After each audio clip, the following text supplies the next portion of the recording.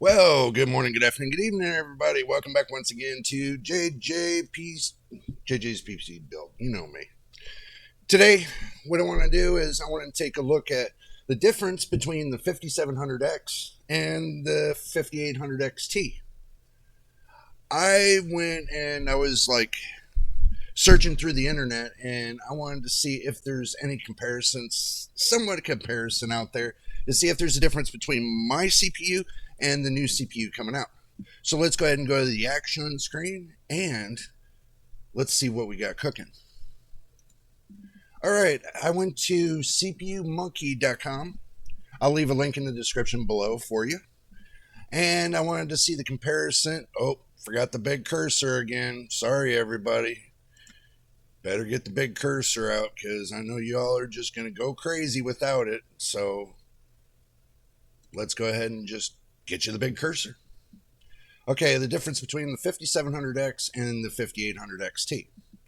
So, reading through, they put on the CPU comparison. The AMD Ryzen 7 5700X or the AMD Ryzen 7 5800 XT. Now, we're going to do the comparison between the two. They're both 8-core 16 threads. Okay, just to let you know that. They both support up to 128 gigabytes of memory. Basically they support the same clocks and when it comes to the memory and stuff. So basically it supports the same. So there's no difference there. They're both Vimir 3. Okay, they're both desktop CPUs, but the 5700X, the successors, are the 3700X for the 5700X and the Ryzen 7 7700X as well. Now over on the 5800 XT, the successor is the 3800 XT. Moving on down the road. Okay, let's go to the architecture, the characteristics. They both got 8-core 16 thread. They're both same core architecture. They're both hyper-threading. They both overclock, except for the 5700X has got a base clock of 3.4 gigahertz compared to the 5800 XT, which has got 3.8 gigahertz. The turbo frequency for one core is 4.6 gigahertz for the 5700X and 4.8 gigahertz for the 5800 XT. But little insider, I was able to get it up to 4.750 for a single core, and the same thing with all core. I mean, I don't get why they say this, but they say 4.2 gigahertz for the 5700X and 4.4 gigahertz for the 5800 XT for all core turbo frequency. And you guys know me, I had 4.650 gigahertz all core on the 5700X. Maybe it's their testing, who knows. So, memory and PCIe. Okay, let's see. We talked about this. They both support the same, the 3200 megahertz, 128 gigabytes. Dual channel, max bandwidth, 51 gigabytes. Same between the two. ECC, they both support. L2 is 4 megabytes. L3 is 32 megabytes. They both support PCIe 4.0, 20 PCIe lanes, and 39.4 gigabytes for PCIe bandwidth. Now, looking at that, as you can see, there's really just not that much difference other than the price. And we'll get into the price at the end. So stay with me on this. 5700X has got 65 watt TDP. 5800X XT's got 105 watt TDP. Okay. And the T junctions are at 90C for max. But basically, the 5700X's TDP is 65 watts and the 5800 XT is 105 watts. Now, let me give you a little inlier about this. If you want to have up to like 70C and you want to run the 5700X to, let's say, 105 watt TDP, up to 105, where it swings down from 65 up to 105. If it's in a swinging motion, you can get away with doing that and get really close to the 5800 XT. Get really close as far as numbers. There's a way to do it, a little bit of a trick, I know. But they're both the technical details, both 7 nanometers. They're both chiplet design. They both are x86 64-bit. They both support the same ISA extensions, same motherboard, the same virtualization, the AES and the same operating systems, but 5700X is Q2 of 2022 and the 5800 XT is Q3 of 2024. Now they said the price for the 5700X is $299. That's MSRP. Okay. And then you get MSRP for the 5800 XT at $249. But let me give you a little insight. I'll tell you what the price is at the end. This is not the price. This is not today's pricing. I'm just going to tell you that. This might be, but I can tell you the 5700X is not. So let's see average performance and benchmarks.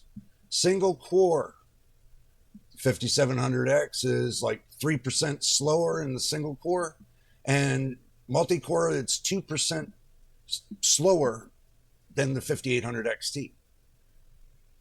Now, if you guys did your math, you would see as well as me, knowing that the 5700X and the 5800 XT are almost similar.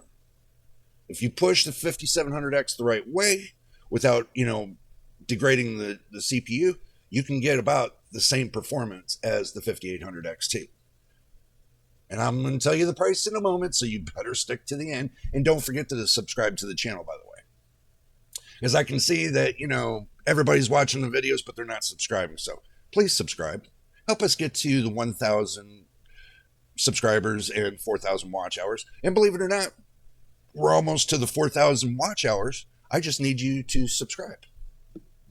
So Cinebench 2024 looks like that the 5700X is 4% slower.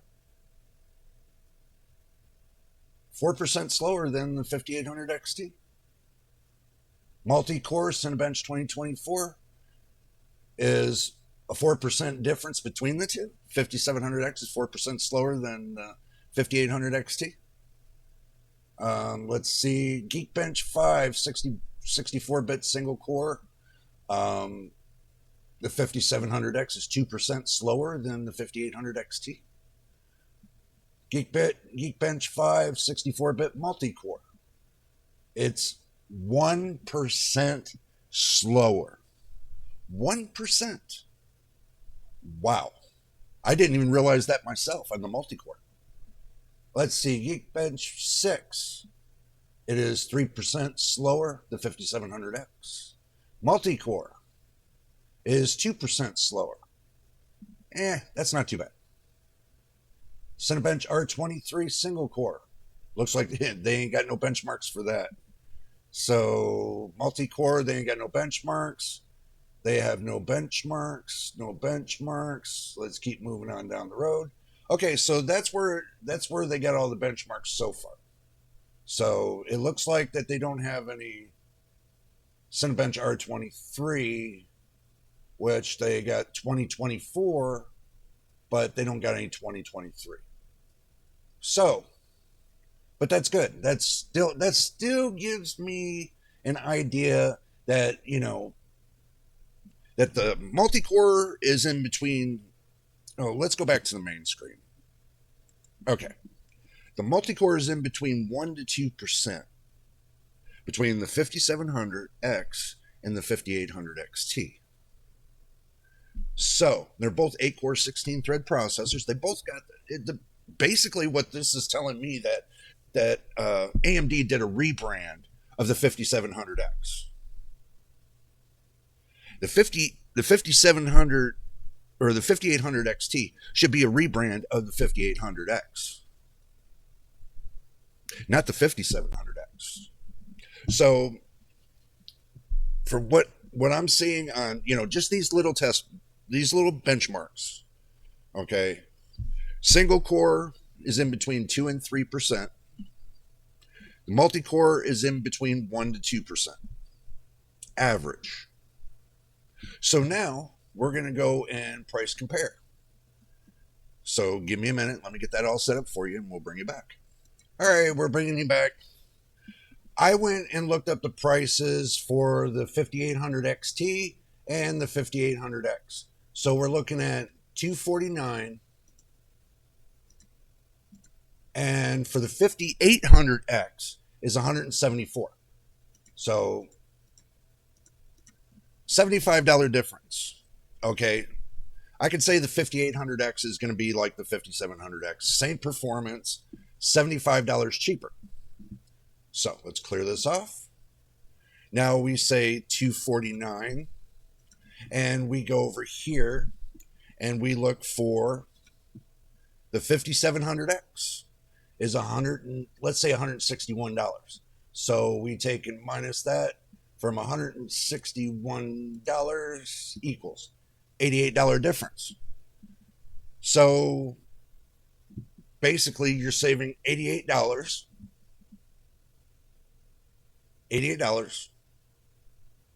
to get the 5700X. Now, if you go over here, you're saving $75. So there's like $20, $30 difference between the 5800 and the 5700. Now, if you want to, get in between it all, and let's say you want to do the 5700X 3D, then, you're looking at a $40 difference. So that's if you want to get a 5700X 3D for $209. Let's say 210. So, you're looking at a $39 difference between the 5800 XT and the 5700X 3D. So, but when I got the 5600X 3D, it was $229. So the 5600X 3D I bought from Micro Center. You only can get it from Micro Center, and so that's $20 more than the 5700X 3D. But with the 5700X at $160, and you get the 5800X at $174, $14 difference somewhere in there. Which one's better? That's going to be the question. Okay, which one's going to be better on consumption when it comes to power? Let's say you're worried about the TDP and you want to keep it down low. Well, you can get the 5700X. You want to keep the TDP down, but you can also too get a 5800X, undervolt it, get a little bit more frequency, and make up that 1 to 2 single core performance and that 2 to 3%. Because I think between the 5800X and the 5800XT, the 5800X is going to take it.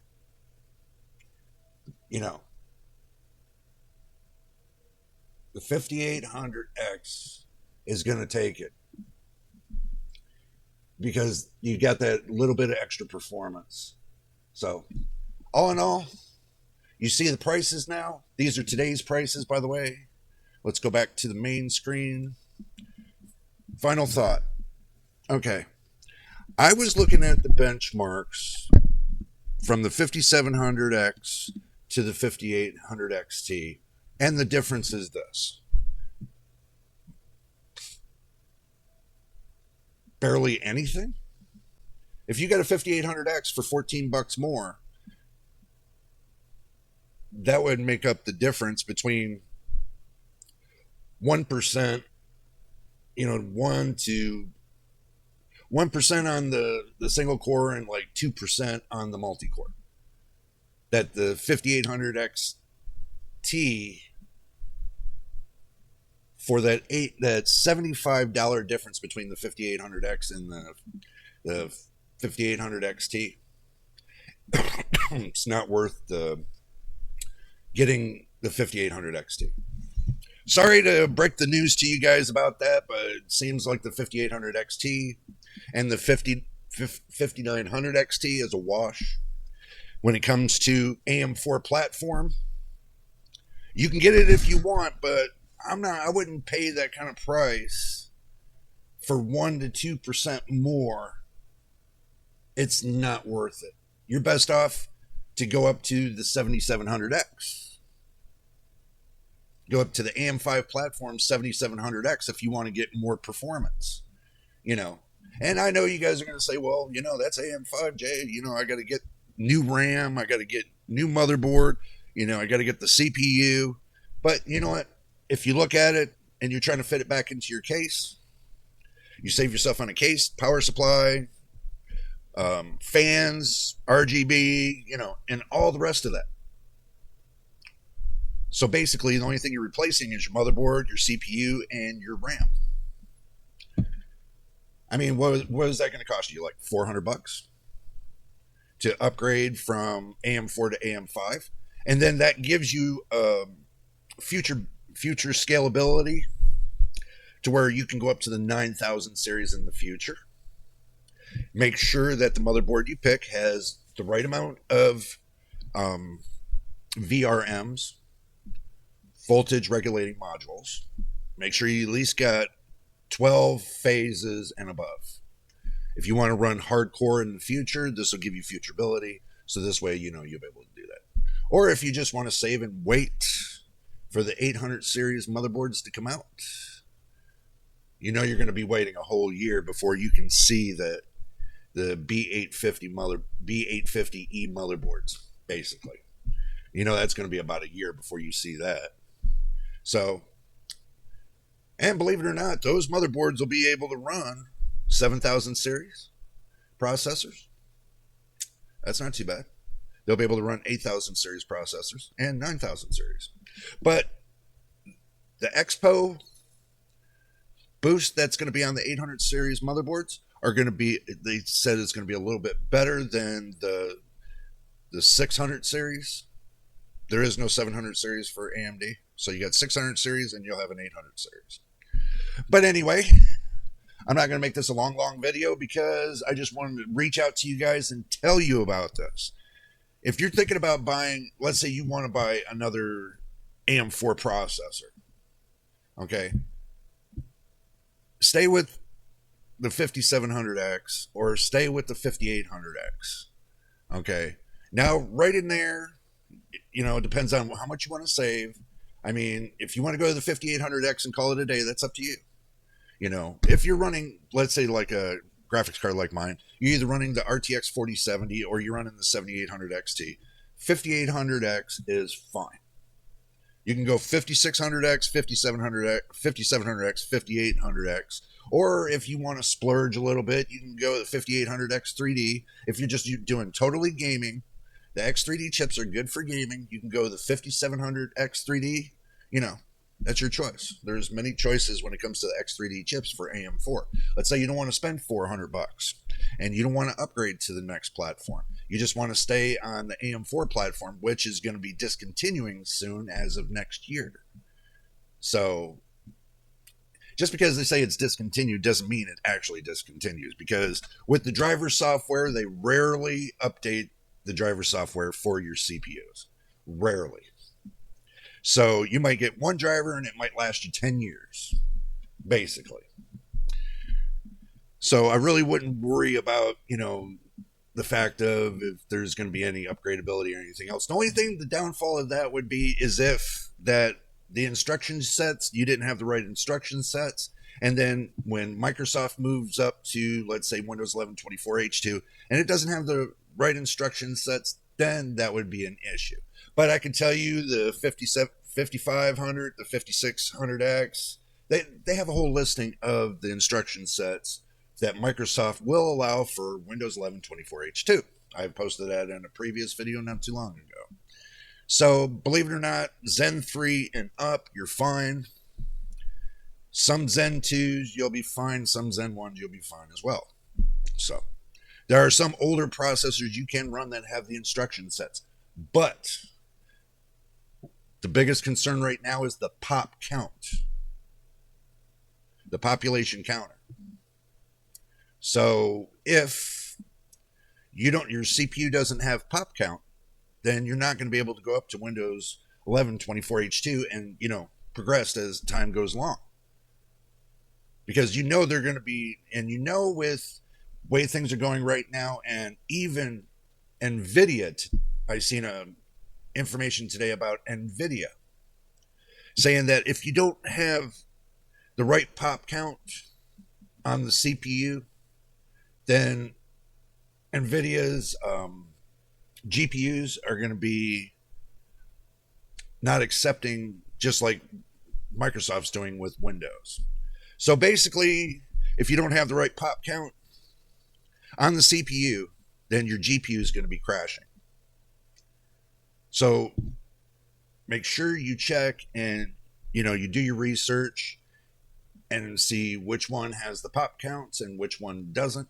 Because if not, you could have a 4070 like me and turn around and have an older CPU, and it doesn't have the pop count. Guess what? They're going to put into effect that pop count thing, and now your NVIDIA graphics card ain't going to work on that processor anymore. So they're going to limit the processors that you can use NVIDIA products on.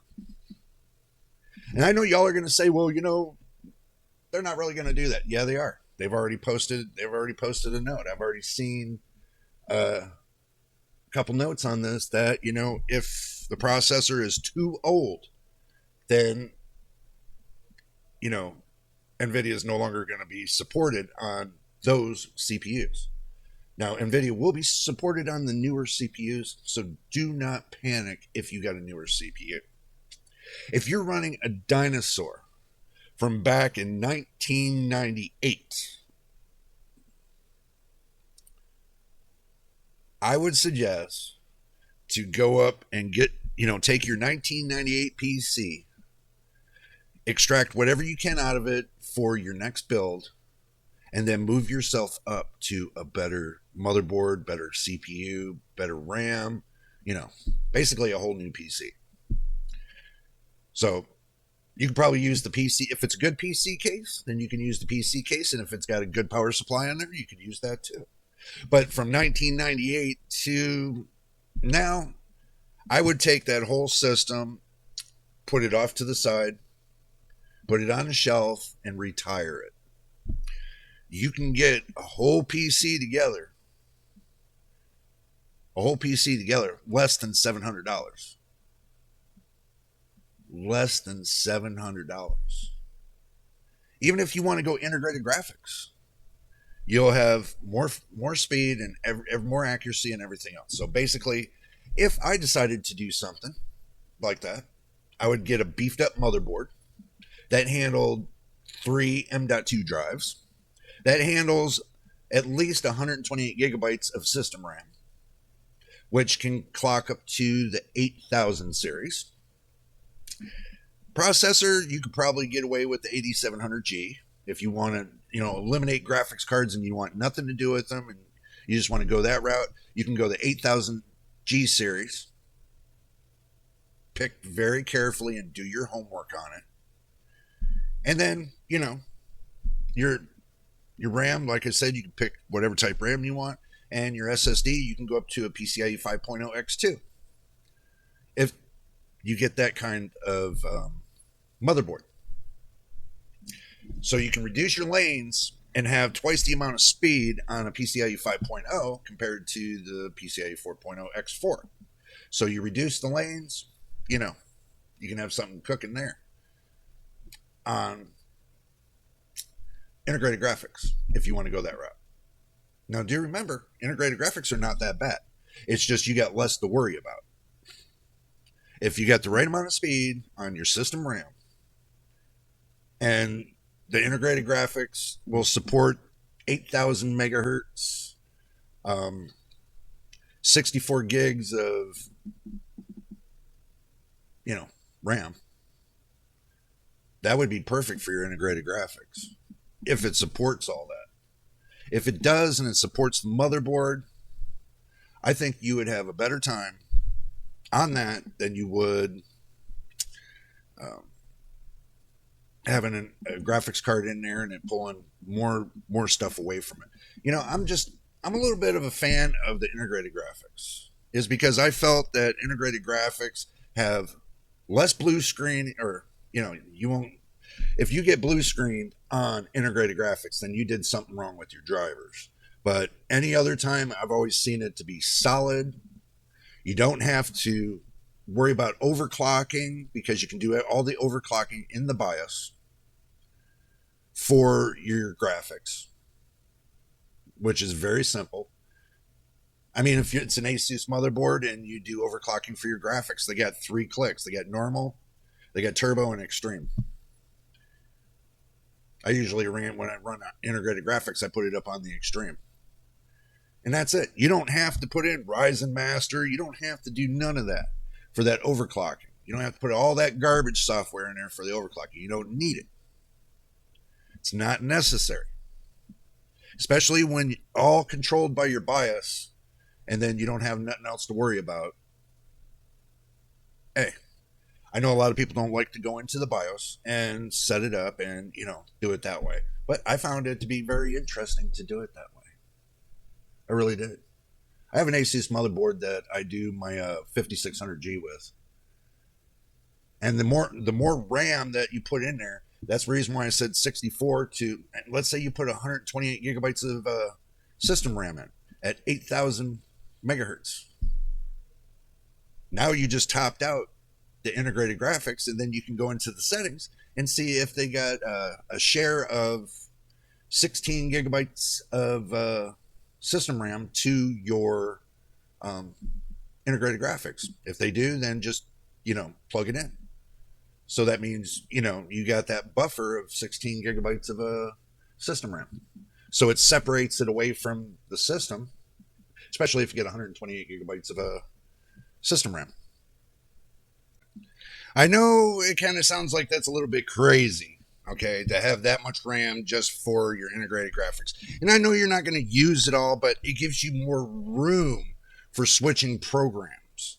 So just don't look at it as having all that gigabytes of RAM just because it's there and you're not using it, which you got some programs preloaded into your RAM as it is. So if it's taking up a section that's preloaded with older, let's say pre-open programs, then you got all that extra room to where it can load new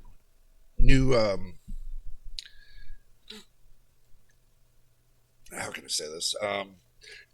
It basically, you'll have an extra room to load newer programs and stuff like that. Say if you want to, let's say if you want to turn on a game and then you're done with the game, you turn it off, but the RAM doesn't unload that buffering for that that game. It's still loaded into your RAM, and then you go to play another game and you don't have enough room, so you got to wait for the computer to unload one to load the other. That's if you got a smaller amount of RAM. But if you got a large amount of RAM, then it'll give you that extra buffering room, so you can flip from game to game to game to game, and you have less to worry about. Me, I can tell you, flipping game to game to game, I don't have a problem. I don't have a stuttering problem. I don't have any kind of problem. Even though that I'm using 32 gigs, 32 megahertz, 3200 megahertz CL16 RAM, but I'm using 64 gigs of it, but I'm still not having stuttering. I'm still not having any, blue screening or whatever. I don't have that problem. I don't have a problem switching in between my programs. They switch really quick. So having that little bit of extra, there's much more to it than you think. But when you're using integrated graphics, reserving a certain amount of it still doesn't harm it whatsoever. It just locks it in, reserves it for that little bit, and works off of that little bit that you reserved, and then the rest of it's for your system.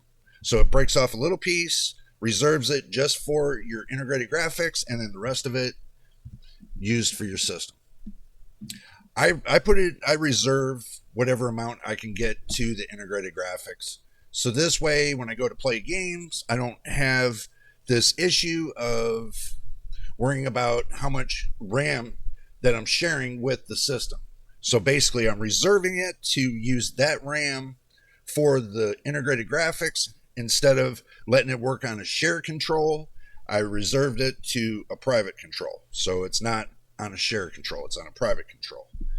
So, but you still get, you know, your cache. You still got, you know, a split amount of cache that you can use from using integrated graphics because it kind of shares the cache. So, you know, there are advantages to integrated graphics. There are disadvantages. There are advantages. It's just you have to know how to use it. But let's go ahead and call it here. And overall, final thought, if you made it this far, and I do appreciate it, 5800 XT, 5900 XT, that'll be something I'm not looking forward to purchasing anytime soon because I feel it's a waste of money.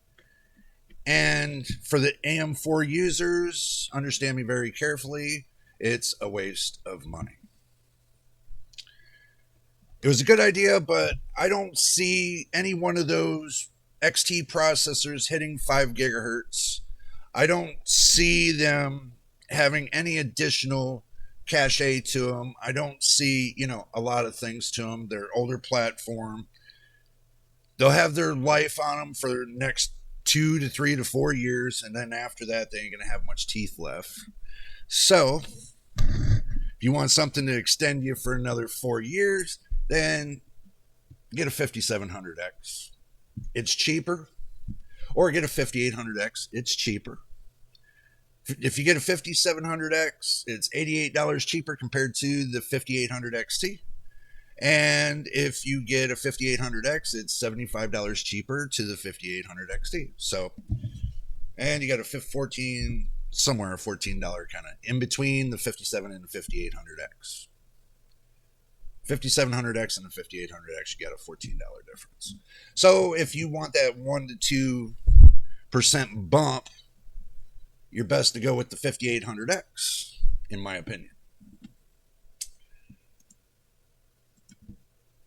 So, but that's just my opinion. And I know you've seen videos out there, people are claiming, you know, well, about the 5800 XT and the 5900 XT.